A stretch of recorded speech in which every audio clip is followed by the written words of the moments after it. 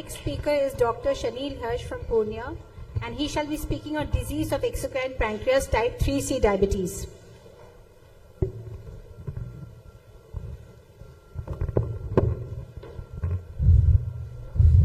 Good evening, everyone.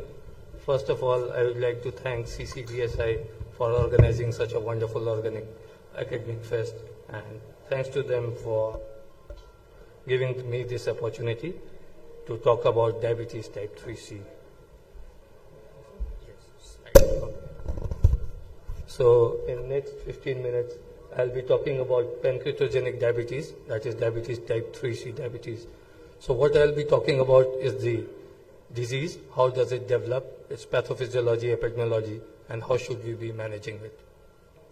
So with any disease, when it comes, there is a historical perspective of it. And as we know about pancreatogenic diabetes, there is a large Kerala series which had more than 1,000 patients. And these patients were mostly young patients, malnourished, and 90% of them had diabetes, and they presented with large pancreatic stones. So this was the image when we think about this study.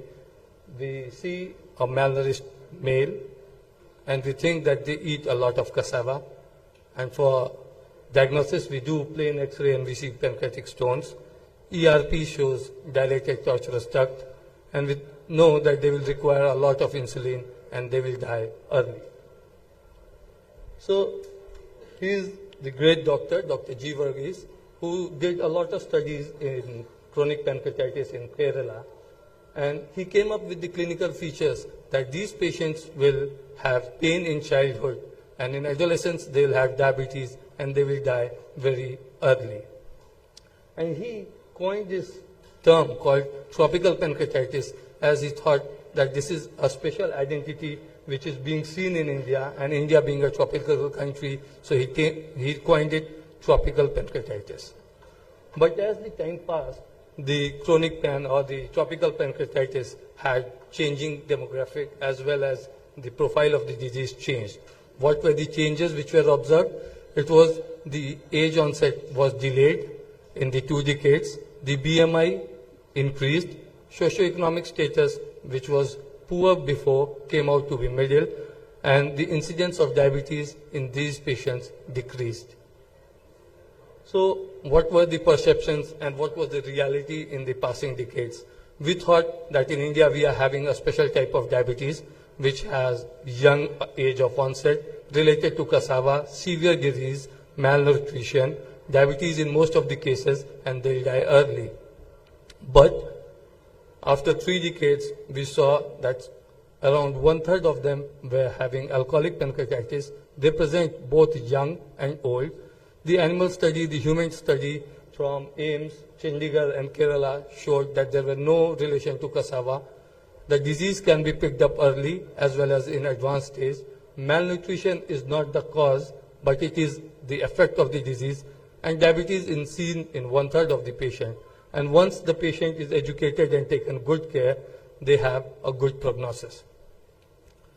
So then the question came, what is the reason behind this change of the phenotype in the disease? And the reason was the rapid socioeconomic development.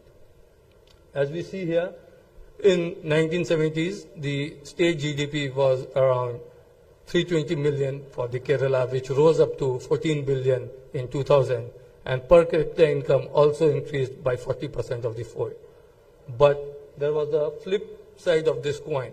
As the rapid economic development took place, even the food habits and alcohol consumption increased. And the alcohol consumption in 3 decades doubled up. In Kerala, which was 4 liters per person was consuming 4 liters of alcohol, and in 2000 it came out to be 8 liters. So that could one of the cause why more and more patients were being picked up for alcoholic pancreatitis. So as the time changed, the disease changed, and so the name. So why diabetes type 3C? Once we go to the ADA classification of 2014, then we see that there is a classification and subclassification. So classification type 3 are the other specific types of diabetes which is subclassified as the disease of pancreas in type C. So the diabetes of classification type 3 and subclassification type C came out to be the nomenclature diabetes type 3C, which got widely accepted. Once we go into the epidemiology, the type 3C diabetes have 80% of the patient as chronic pancreatitis, and the rest 20% compromises of pancreatic resection, pancreatic neoplasia, cystic fibrosis, and hemochromatosis. Once globally, if we see, the 2% of the diabetic patients have diabetes type 3C as the prevalence. And the Southeast Asia, which was the place where tropical pancreatitis or diabetes type 3C was coined first in the 1960s, still have the large burden, which is around 20%. This map shows it is present worldwide, and still the South India, it shows, has more than 50% of the patient which is there. So I am quoting the paper which is from AIG, and I think Dr. Mohsin was part of it. They studied cases for 6 years in their pancreatic clinic, and the cumulative incidence for diabetes in their study period was around 58%. Point prevalence of diabetic patients was around 38%, and it was diagnosed in very younger patient. But the strongest independent factor in this was pancreatic duct stone, which is very, very important, as this pancreatic duct stone, if it is picked up early, and if there is ERCP or the endoscopic intervention and the duct is cleared, then the mechanism which makes the obstructive pain and the dilatation of the duct is released, and definitely the progression of the disease can be slowed down. So what is the different type of diabetes and how type 3C diabetes is different? The type 1 diabetes is autoimmune or destruction of the beta cell. Type 2 is insulin resistance. But type 3 has both pancreatic and exopancreatic factors, and it leads to islet dysfunction and hepatic insulin resistance. So these two factors I'll be talking about in next couple of slides will be on this. So we can see the first histological slide, that is of chronic pan with diabetes mellitus. We can see islet cell and SNS cell both, and in the below slide we can see islet cells which are still intact, and the SNS cells are almost fibrosed. And on immunohistochemistry, when we go, then we can see the red dots on the corner slide, which shows the Th17, which is the inflammatory cells, and this causes islet dysfunction, and this is the reason for islet inflammation.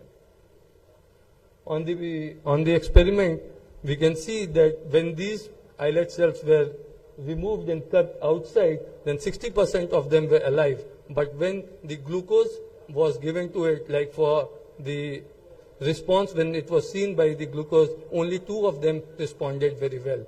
So that gave the idea of the removing this islet cell from the inflammatory media and giving it as an autologous transplantation, and otherwise any medical intervention which can cause the inflammatory milieu so that islet cell can respond well. So the next will be the beta cell dysfunction is there, alpha cell dysfunction is there, and pancreatic polypeptide dysfunction. So all these dysfunction will be there. So because of alpha cell dysfunction, counter-regulatory mechanism is less, and that is why the patient goes into, it has brittle diabetes and goes into more of hypoglycemia. So another one, the same slide, we can see SNS cell destruction causing pancreatic enzyme insufficiency, leading to reduced incretin secretion and leading to poor glycemic control. So to summarize, we have chronic inflammation, fibrosis, macroangiopathy, causing beta cell dysfunction and loss of hepatic insulin receptor, which causes insulin resistance, reduced insulin secretion, altered glucagon response, and altered incretin effect, leading to type 3 diabetes.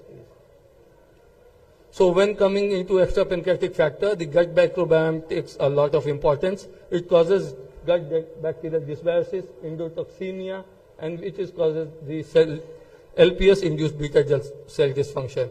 The Faecobacterium Neisseria is very, very important in it, and it has been shown that the diabetes type 3C has around 60% less of this bacteria. So microbiome and metabolome interaction is there, which causes decreased alanine or positive correlation with alanine and myoinositol, which is related with good bacteria like Bacteroides vulgatus and Rhuminococcus. So good bacteria causes metabolome interaction, and this leads to better glycemic control. And for the genetics, every disease is related, and BAC2 is one of the responsible gene, and mutation over there can cause extrapancreatic factors. So during past decade, we have learned from tropical pancreatitis to all the dysfunction, microbiota, metabolome interaction, and cause of diabetes type 3C. On diagnostic modification, plain CT scan can help us in diagnosing. It can cause calcification, it will show us calcification. Ductal abnormality will be shown on MRCP.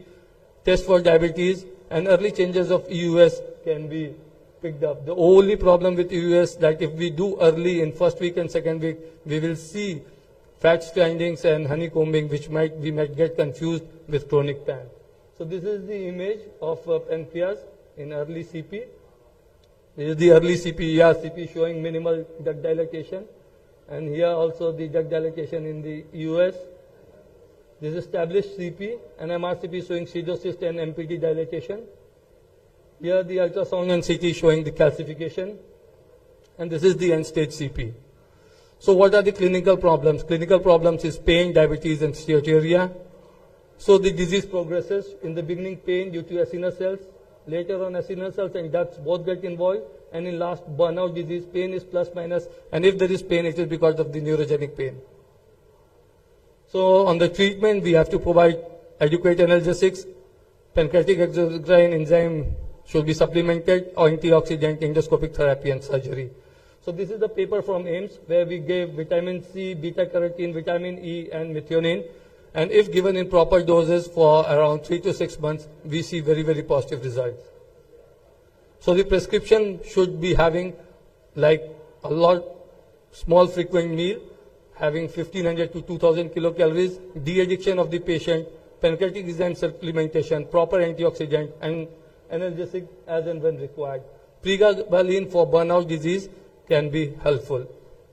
Management of chronic pancreatitis is diet, oral hypoglycemic agent, and insulin. I will not go into OHA because endocrinologists and learned physicians are there. So for the exocrine issues, pancreatic enzyme replacement is very, very important. It should be given 10 to 20,000 before every meal. And if the enzyme replacement is there, then many of the patients will come up with, which are previously normal HbA1c, will come up with unmasked diabetes because of better absorption and better digestion. Vitamin D supplement, if proven deficiency, should be considered and could be helpful in osteoporosis. For surgical therapy, if there is no response to medical or endoscopic therapy, then we will have to go for the surgical therapy. Any pancreatic duct which is dilated more than 6 millimeter, then it should be thought of lateral pancreaticojejunostomy. Pancreatic head mass, if it is there, then duodenum preserving pancreatic head resection, that is Bazar or phase procedure, could be taken care of. So if we go as step-up therapy, then in medical therapy, around 50% of the patient with PERT and antioxidant will respond. If there is no response, then endoscopic therapy, it causes a lot of help. But I will suggest, like, we should not be keep on putting stents. Like many times, patient keep on going for the stent replacement. It should not be done. Any patient who is not responding in 6 to 12 months should be offered surgery. And around 15% of the patient who are not getting better can be thought of like total pancreatectomy. So promising therapy of total pancreatectomy with islet autotransplantation is there. And there is a study from Gujarat which is showing that more and more patients are being picked up for the adenocarcinoma, because as we know now, because of the treatment and the drugs, these patients are living longer, and as they are living longer, they are developing pancreatic cancer. So if they are picked up early, these patients could undergo total pancreatectomy, and islet autotransplantation could be thought of. Pancreatic polypeptide is one of the greatest promising drugs, and these antibiotic drugs can be effective, and it improves insulin sensitivity and decreases insulin requirement in type 3 diabetes. Thank you. Thank you, Dr. Shaneel, for giving so much information regarding pancreatic diabetes. The number of pancreatic diabetes is far more what we know, because there is very faulty lifestyle and drinking habits, and there are so many cases of chronic pancreatitis, and so we must be cautious when there is case of diabetes, because there are certain differences in treatment, and particularly in case of pancreatic diabetes, there are frequent episodes of hypoglycemia. So you must be aware, and the treatment is mostly metformin and short-acting insulin. Thank you. Thank you, sir. Thank you, Dr. Now, Shaneel.